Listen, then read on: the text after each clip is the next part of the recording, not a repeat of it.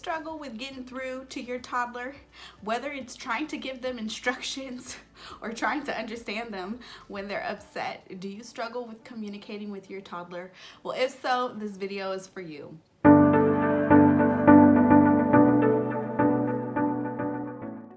Welcome back to my channel. My name is Dr. Jasmine. I am a licensed clinical psychologist and mom of 2 little girls, and I am passionate about all things parenting, child development, and motherhood in general. So I post new videos every week, so subscribe to my channel if you haven't already, and let's just get into it.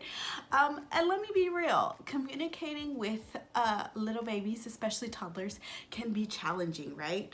And it's hard to understand them and also to help them understand us. So in this video, I'm gonna break down some core principles to communicating with toddlers, and then a step-by-step guide on what to do when either you're trying to give them instructions or they're really upset and you're trying to get through to them. So some of the core principles to communicating with toddlers is that you're gonna wanna always get down on their level. You're gonna wanna make sure that you've established some sense of eye contact and presence, physical closeness before communicating with toddlers. You're gonna also wanna be mindful of your balance between providing instructions and commands and redirection with also praising and noticing and describing what they're doing well and sort of filling their love cup up. If you think about it, I like to think of the ratio of optimal communication between toddlers and also people in general, aka your spouse, is for every one instruction or critical statement or command, you're gonna wanna give 10 other positive statements, whether that's in your nonverbal communication, whether that's a smile or a hug, or it's verbally giving them either praise or listening to what they're saying.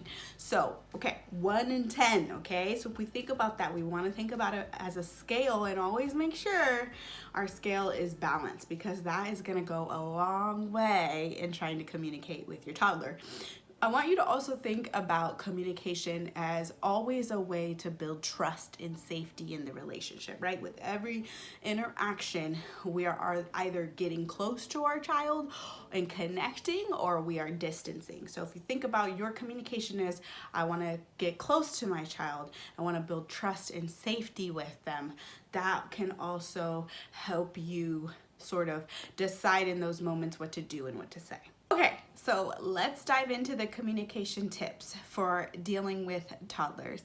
I want you guys to remember that when your toddler or young children in general, when they become stressed and when they start having a hard time, when they become emotionally flooded, it's quite common for them, especially toddlers, because they have limited language abilities, to describe and express their feelings in very nonverbal ways, whether that's with their body movements, kicking, hitting, scratching, biting, or with yelling and screaming and whining, right?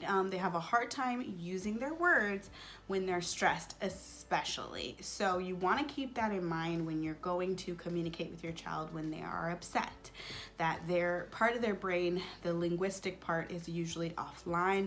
They're not going to be able to communicate a lot with you, and so you want to keep your words very, very simple. That's tip number 1, is you want to just repeat 2 to 3 words max over and over and over again. This approach was inspired by the book The Happiest Toddler on the Block. I'll link it down below if you guys want to check it out. But the author talks a lot about how it's so important for toddlers especially to have 2 or 3 phrases that you say in the moment that you repeat over and over. So if, for example, let's say you guys are at the park and you've just told your toddler it's time to go, and they're like, no, I'm still playing. You want to get down on their level, and you want to start to reflect back to them what you hear they're saying in 2 to 3 words, right? So, no, no, no, you want to keep playing. You're not done playing. So again, no, no, no, play, play, you want to play, right? So couple words max, we're keeping it very simple and we're repeating it over and over and over and over, multiple times, right? And you'll see that when they start, you'll see that when you start to do that, they're gonna start to calm down most of the time. And then you wanna keep repeating yourself until they're fully calm. No, no, no, you wanna play, play, play, yes, play. You wanna convey to them that you get it, okay? That's the first thing, that's the first step. If they start tantruming and becoming upset, it's not helpful for you to continue to try to redirect and move. And now, of course, it's a judgment call. Some environments, you will need to, you know, make a different decision, but 9 times out of 10, and if you're allowing for time for this, you're gonna wanna allow for that time for transition, and you're gonna wanna start by basically reflecting back like a parrot what you hear them saying, okay? So you wanna use 2 to 3 words max, because remember, when toddlers are emotionally flooded, the part of their brain that is able to process language is offline, okay? So that's why they have a hard time talking to you about their thoughts and their feelings, and they're gonna have a hard time hearing you. So you don't wanna, this is not the time to get into a long lecture and, oh, but we gotta go home, we gotta cook dinner, all the logical reasoning part. Save that for later, save that for when they're calmer, okay? So when they are upset, you're gonna just wanna pick 2 to 3 words max and continuously repeat them about 10 times. I know this is gonna sound a little silly, but it actually works. And the other part of this that I don't wanna leave out, because it is so important, is not only do we wanna communicate that we hear them through our words, but we also want to mirror their body language for them. We want to communicate that we understand them through our body language by mirroring back what you see, okay?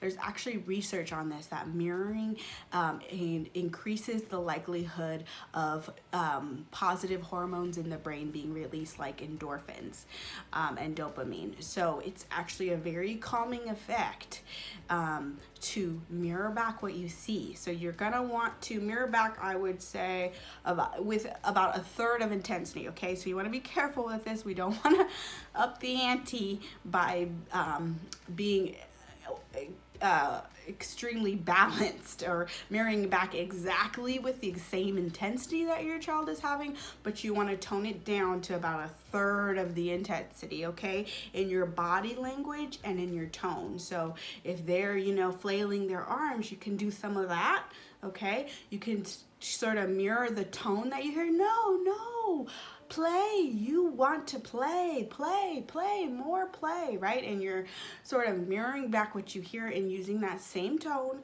but again, to 1/3 of intensity, okay? And you're gonna wanna keep doing that until they calm down, and then you're gonna gradually move on to less mirroring and more conversation, okay? But you're not gonna wanna engage in conversation until they're extremely calm, or calmer, I should say.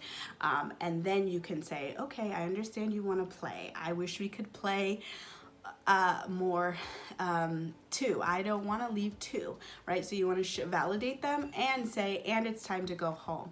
Maybe we can play with XYZ when we get home, or whatever it is. So you're going to want to make a plan, a positive plan, something that they can look up to or look forward to for, you know, the future. So those are my tips on communicating with toddlers. If you haven't already checked out my prior videos, I have a couple videos on tantrums, how to handle them, how to understand them, how to deal with tantrums after playtime, as well as a general Q&A. So check out those videos if you haven't already, and of course subscribe and give this video a thumbs up if you like this content. Thank you guys for tuning in, and I'll see you on the next video. Bye.